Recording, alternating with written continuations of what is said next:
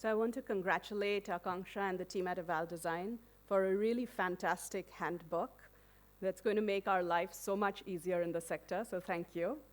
Let me begin with talking a little bit about what we mean by 21st century skills. And we think about them as covering three main areas.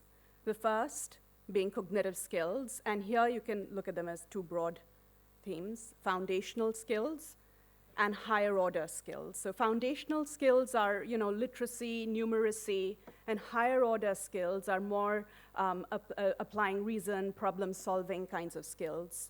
Then you have socio-emotional skills, and these are what the handbook talks a lot about, which is skills pertaining to an individual's values, behaviors, preferences, and essentially how you navigate the world around you, your job place, your interpersonal relationships. That's your sum total of socio-emotional skills. And then there are technical skills. Technical skills are what makes you good at your job. So they are very job-specific skills, including digital skills. And the thing to note here, of course, is that cognitive skills, your acquisition of them, starts very early in life. Socio-emotional skills, the earlier the better, but there are some kinds of skills, such as leadership, which start better at adolescence versus early childhood. And technical skills, you learn them throughout life. So these are the three main categories of skills. And what I want to do today is speak a little bit about, globally, what do we know about the prevalence of these skills? I'll focus a little more on cognitive skills, because that's where we have more data. I will try and show a few graphs on socio-emotional skills as well, but most of this will be about cognitive skills. And then I'll show you a little bit of evidence on what we know today on why these skills matter. And finally, given how important all these skills are, where do we start? So this is data from the World Bank STEP survey that looks at skills across 12 countries. So far, it's been 12 countries, and it looks at reading skills, as well as numeracy skills and some problem-solving skills. And what we find here is that in these 12 countries, workers don't really use their reading skills much. So the way to look at this graph is, on the y-axis, you have the percentage of the population using a particular skill, so using reading skills. And that big yellow bar tells you what portion of the population does not use the skill at all. So what you will see here is that nearly 40% of the population, on average, does not use reading skills in their daily jobs. And these reading skills are, they're anything from reading small paragraphs to small pamphlets, as well as manuals of instruction, operational manuals. And unfortunately, people don't seem to be using this at work very much. In contrast, people do seem to use numeracy skills quite a bit more. And these range from very basic skills, such as estimating distance or the size of an object, to slightly more complex skills, such as percentages or dividing and fractions. And here we do see that nearly 80% of workers on average do use these skills. Those who use them report using them almost every week. The other thing that is quite striking, especially in today's world, is that most workers do not seem to be using ICT or digital skills. So nearly 80% of workers reported not using these skills. And those,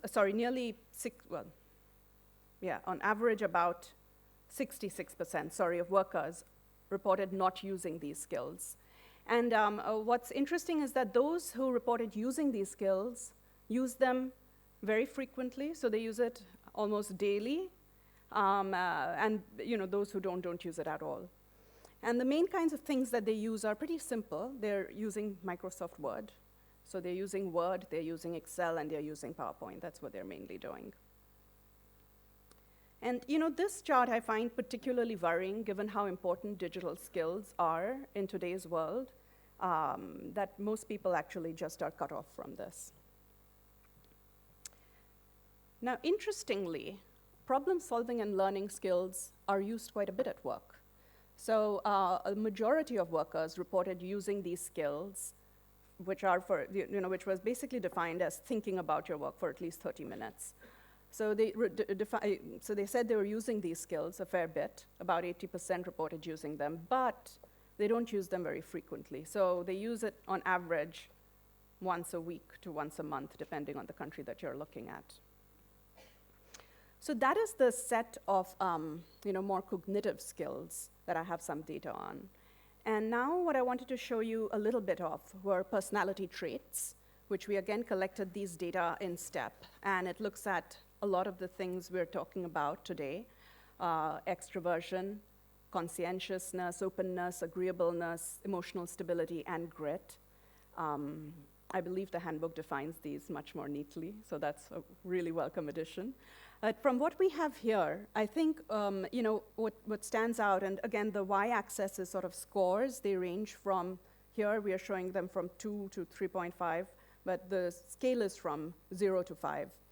And what is interesting is that if you look at the different colored lines, so the blue line is the youngest cohort, and the green line is the oldest cohort.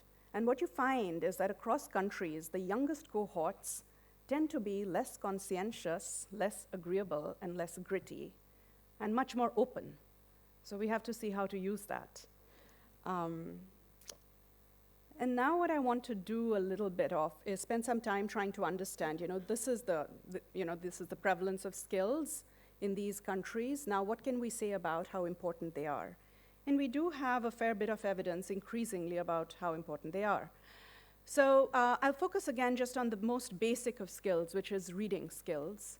And what we have on the y-axis are proficiency scores in reading, and on the x-axis, we have jobs categorized into high-skill white-collar, low-skill white-collar, and blue-collar jobs.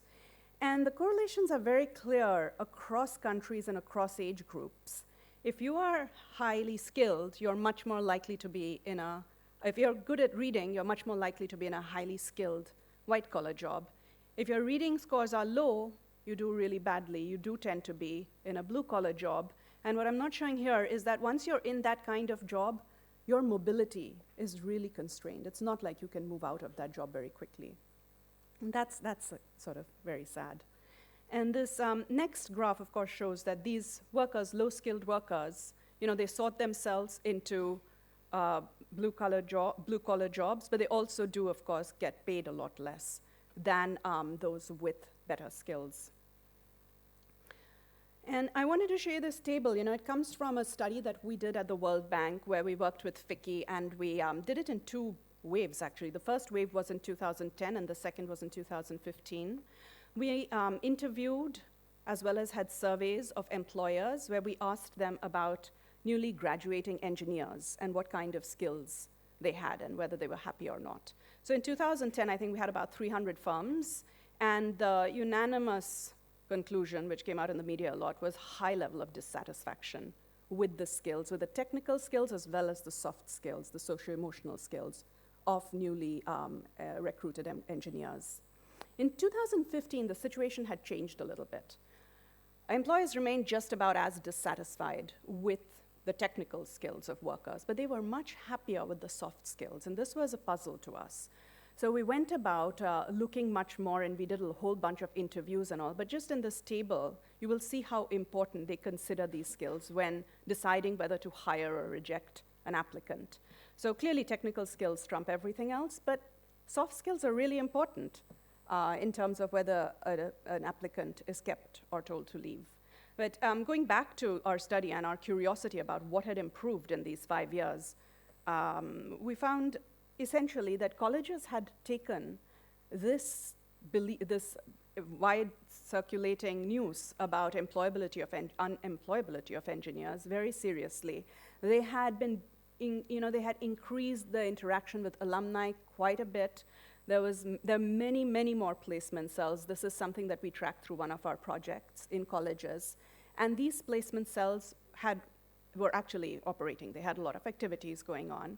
And interestingly, the private colleges that we met with, much more than the government colleges, were very focused on jobs. I guess that's their source of revenue, so they have to be focused on jobs. And they'd been hiring private behavior coaches. They were very proactive in terms of improving what they thought they could improve, which are these soft skills. So if these are really so important, where does one begin? You know, it seems like such an uphill task. And what I thought I'd spend the last few minutes of my talk on was going through a little bit on the biology of learning. This is something that we discuss a lot in the World Development Report 2018. And so I picked out the bits that I found particularly striking. And let me begin by saying one thing, which is that the brain is highly malleable. What this means is that we're learning all the time. Neural connections are being made all the time. And it's not all genes, right? We know this quite well, that it's not all genes. The two things that really matter are environment and experiences. So your genes can determine when neural circuits will be formed, but your environment and your experiences will determine which ones prosper and which ones are pretty much shut down. Now, the good news, therefore, in all of this that I just said is that you're learning throughout life, neural connections are being formed throughout life. The tough news, as you can see in this diagram on the left-hand side of that graph, is that most of these neural connections are formed really early in life. So the critical period is 0 to 3 years. And this is when you're forming about 1 million neural connections per minute. And what happens afterwards is what's called the process of synaptic pruning. So you begin to then be efficient and get rid of those neural connections which are not being used enough and keep those that are. So if your experiences in life and your environment are really unfriendly and bad, you're storing those. That's what your brain is now like. And given that all of this learning is sequential and cumulative, so your experiences, if you are growing up in an emotionally supportive environment, then you are more likely to explore and learn, versus if you're not, you know, everything builds on everything else. If you don't have the right set of experiences or a happy environment, learning is really difficult. And I'm going to show you the picture that I find this picture so striking. Some of you may have seen it before. Is a picture of the brains of two infants. This is from Bangladesh. One is the picture of a non-deprived infant, that's the one on top. And the other is a picture of an infant exposed to a high level of deprivation. And you can see the difference in the neural connections. I mean, disadvantages start so early, right? And just a little more of the data. These, the dark blue bars are for children who were never stunted. And the light blue ones are for those who are stunted. And we can see that the biology of the brain, their brains just look different. They're different in terms of their gray matter, they're different in terms of their white matter, and in terms of all the other stuff that really is important for learning. And that's important for all these skills being acquired. So I think this is a picture that we really need to keep in mind when thinking about building skills and addressing the skills deficits, because we are dealing with very different kinds of brains. And the message from all of this, which will be discussed more in subsequent sessions, is that we have to recognize the danger that poverty and deprivation, that stressful environments can create in a developing brain. And we seem to know this, but it just doesn't enter the policy dialogue. So this is something that we really need to recognize and understand. And there is evidence on what works. There is also evidence that if interventions aren't done well, they can make things worse.